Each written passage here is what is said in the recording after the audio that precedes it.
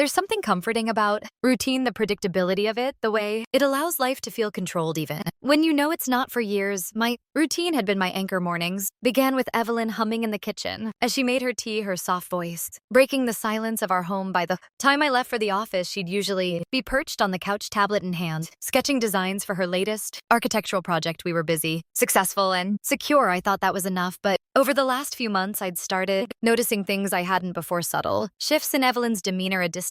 In her eyes, at first, I dismissed it as stress. She'd always been the passionate one, throwing herself into her work with a fervor I admired.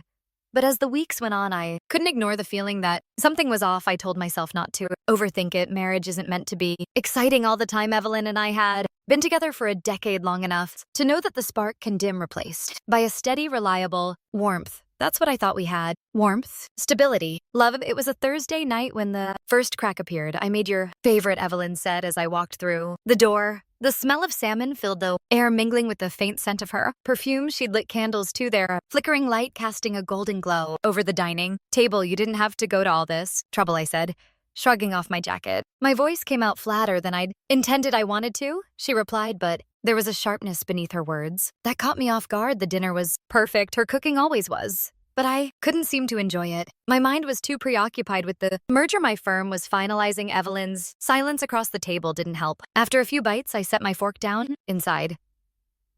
"I'm sorry, Eve. I'm just not hungry." Her eyes snapped up to meet mine, and for the first time in a long time, I saw anger there. "Do you even see me anymore, Daniel, or am I just part of the furniture?" The question startled me. Of course I see you.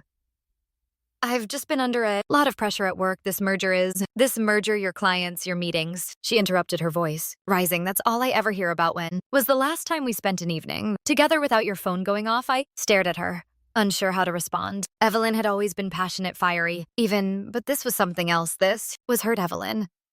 "I'm doing this for us," said. "Finally for us."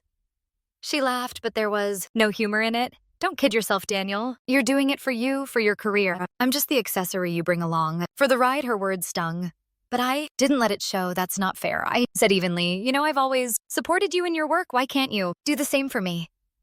She pushed her chair back and stood, her movement sharp. "I do support you, but I'm tired of being an afterthought. I'm tired of feeling invisible." I watched her walk away, her figure silhouetted against the soft glow of the living room lights. I wanted to call out to her, to tell her she wasn't invisible to me, but the words wouldn't come. Instead, I sat there staring at the untouched salmon on my plate and wondered when things had started to go so wrong. The next morning, Evelyn was gone. Before woke up, not unusual, but her absence felt heavier that day. I tried to focus on work, but her words from the night before echoed in my mind.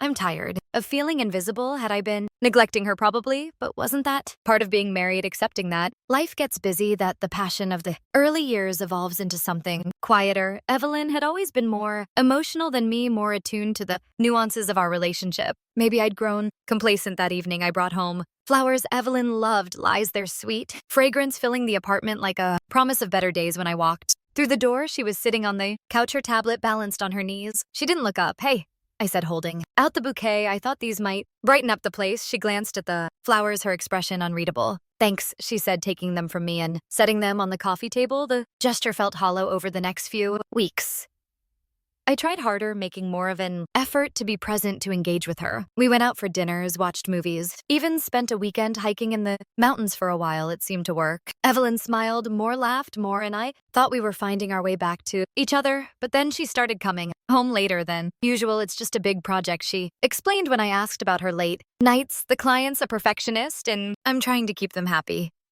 I nodded, trusting her. Evelyn had always been dedicated to her work, but something didn't sit right. I first saw him at a gallery opening. Evelyn had insisted we attend. Liam Carter, a photographer whose work Evelyn had admired for years. He was tall, with an easy charm and a way of commanding attention without seeming to try. I watched as Evelyn introduced herself, her eyes lighting up as she complimented his work. Liam smiled, his gaze lingering on her a moment too long. "This is my husband, Daniel," Evelyn said. Turning to me, Liam extended a hand, his grip firm. "Nice to meet you. You're a lucky man. Your wife has an incredible eye for design." I forced a smile. She does. The rest of the evening passed uneventfully, but I couldn't shake the unease that had settled in my chest.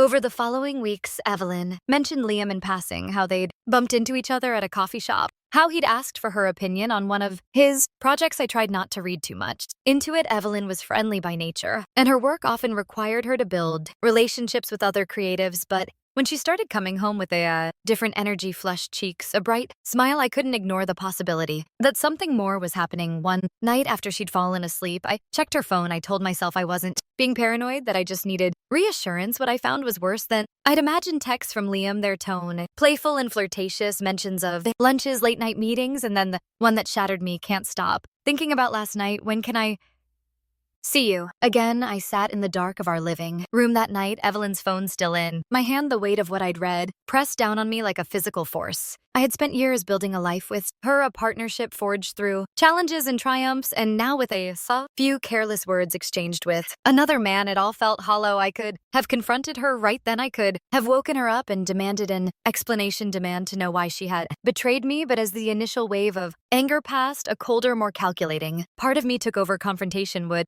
give her the upper hand if I wanted to protect myself. I needed to think. Strategically, the next morning, Evelyn acted as if everything was normal. She kissed me on the cheek before leaving. For work, her smile brighter than it had been in months. I couldn't decide if it was her guilt or her happiness with Liam that gave her that glow. Either way, it sickened me that day. I made a decision. I wasn't going to be the clueless, betrayed husband. I was going to find out everything. Hiring a private investigator felt like something out of a bad soap opera, but I wasn't going to risk being blindsided. Aaron Blake came highly recommended, discreet, efficient, and thorough. When I met him in his dimly lit office, he listened to my story without judgment, jotting down notes in a small leather-bound book. So you suspect your wife is having an affair with this photographer, Aaron summarized. What exactly are you hoping to achieve here, Mr. Monroe? I want proof, I said, and I want to know who this guy really is. Aaron nodded. Understood. I'll need a week to get started. If she's meeting him, I'll find out. True to his word, Aaron delivered. Within days, he provided me with photos of Evelyn and Liam together at coffee shops, walking in the park, even leaving his studio late at night. But it wasn't just the affair that Aaron uncovered. Liam Carter had a history, a string of women, wealthy married women who had fallen for his charm only to find themselves financially drained by the time he moved on. Evelyn wasn't just cheating on me, she was being used. The realization filled me with a mix of fury and grim satisfaction. She had chosen him over me, and now she would pay the price. I decided to confront Liam first. If he was as manipulative as Aaron's report suggested, I wanted to see how he'd react when faced with someone who wouldn't be played. I found him in his studio and surrounded by his hauntingly beautiful photographs. He looked surprised when I walked in, but quickly masked it with a practiced smile. Daniel Wright, Evelyn's husband. What brings you here? I didn't bother with pleasantries. I know about you and Evelyn. Liam's smile faltered, but only slightly. I don't know what you're talking about. Don't insult my intelligence, I said coldly. I know everything, and I know about the other women too that got his attention. His posture stiffened and his confident facade cracked just enough for me to see the man behind it. What do you want? He asked, his tone wary. I want you to end it, I said. Whatever you think you're getting from her, it stops now. If you don't, I'll make sure everyone knows who you really are. Liam stared at me for a long moment before nodding. Fine, it's over. I didn't believe him for a second, but I had planted the seed. Now it was time to see how Evelyn would react when her perfect fantasy began to crumble. Evelyn was quieter than usual over the next few days. I could see the tension in her shoulders, the way she avoided meeting my eyes. I wondered if Liam had told her about our conversation, if she was already mourning the loss of whatever they had shared. Then one evening she came home late, her face pale and drawn. She sat across from me at the dinner table, her hands clasped tightly in her lap. Daniel, she began, her voice trembling. There's something I need to tell you. I leaned back in my chair, my expression carefully neutral. I'm listening. She hesitated, her eyes filling with tears. I've made a mistake. I've been seeing someone else. Let the silence stretch, watching as she squirmed under my gaze. Finally, I said, why are you telling me this now? Because it's over, she said quickly. I ended it. I want to fix things between us, I know. I've hurt you, and I'm so sorry. I'll do whatever it takes to make this right. Her words should have comforted me, but all I felt was anger. She was only telling me because she thought she had no other choice. If Liam hadn't ended it, she would have continued lying to me, betraying me. And now she expected me to forgive her. I stood and walked to the window, staring out at the city lights. Do you think saying sorry will fix this? Evelyn, do you think I can just forget what you've done? She sobbed behind me. I don't expect you to forget. I want a chance to make things right. I turned to face her, my voice cold. you don't get to decide that you don't get to choose. When the consequences end, her tears flowed freely, but I felt nothing. She had destroyed the trust between us, and no amount of apologies could rebuild it. Over the next few weeks, I let Evelyn believe I was considering reconciliation. She tried everything, cooking my favorite meals, planning romantic weekends, even suggesting we start a family, but I wasn't interested in rebuilding what she had broken. Instead, I was planning my next move. I contacted Aaron again, asking him to dig deeper into Liam's past. What he found was worse than I had imagined. Liam wasn't just a con artist, he had ties to blackmail schemes using compromising photos and videos to extort his victims. Evelyn had been reckless, but Liam was dangerous. I decided to use that danger to my advantage with the information Aaron uncovered. I had everything I needed to put my plan into motion. Liam Carter had no idea who he was dealing with, might have been blind to his manipulations, but I saw him for what he was, a parasite preying on vulnerability. It was time to make him pay. I started by reaching out to a contact in law enforcement, a former THA client who owed me a favor. I shared the details Aaron had gathered on Liam's previous affairs and blackmail schemes, along with the photos of him and Evelyn. My contact agreed to open a case against Liam, though he warned me that it might take time to build a solid case. That was fine with me. I was patient. Meanwhile, I needed to ensure Evelyn's involvement didn't blow back on her too severely. I might not have been able to forgive her betrayal, but I wasn't cruel enough to destroy her completely. She would suffer, yes, but not as much as Liam. Evelyn grew increasingly desperate to win me back. She canceled meetings, took time off work, and devoted herself to what she called rebuilding our marriage. She tried to talk to me every night, but I kept my responses short, my tone cold. I wanted her to feel the weight of what she had done, to understand that actions have consequences. One evening, as we sat in the living room in tense silence, she finally broke down. "Daniel, please," she sobbed. "I know I've hurt you, but I can't live like this anymore. I'll do anything. Just tell me what you need." I stared at her, my expression unreadable.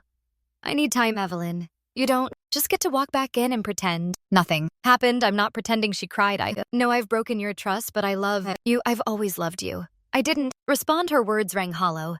No matter how sincere she sounded, she had chosen Liam over me, even if only for a short time. That choice had consequences. She would have to live with it.